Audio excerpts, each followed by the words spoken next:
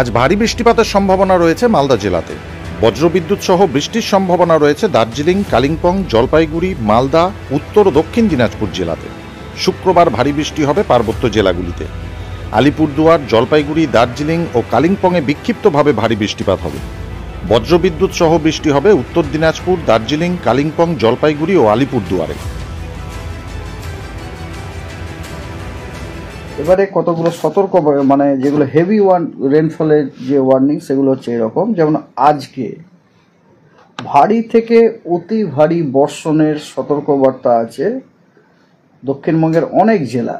সেগুলি হলো বীরভূম, পূর্ব পশ্চিম বর্ধমান, বাঁকুড়া, হুগলি, উত্তর এবং দক্ষিণ 24 পরগনা। ভারী বৃষ্টিপাতের সম্ভাবনা আছে পশ্চিমবঙ্গের বাকি সব জেলাগুলোতে। তার মানে যেটা দাঁড়ালো সেটা হচ্ছে আজকে দক্ষিণবঙ্গের সব জেলাতে আইদার ভারী বৃষ্টি নয়তো ভারী থেকে অতি ভারী বৃষ্টি।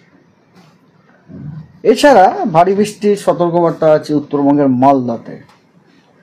আর এছাড়াও আপনার বজ্রবিদ্যুৎ সহ বৃষ্টির সতর্কবার্তা আছে উত্তরবঙ্গের সব জেলাতেই, খালি আলিপুরদুয়ার এবং কোচবিহারটা বাদ দিয়ে। আলিপুরদুয়ার এবং কোচবিহারের কোনো সতর্কবার্তা আজকে নেই।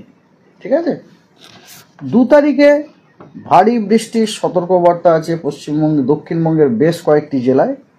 সেগুলি হলো পুরুলিয়া, পশ্চিম বর্ধমান, বীরভূম এবং উত্তরবঙ্গের আপনার দার্জিলিং, কালিম্পং এবং জলপাইগুড়িতে।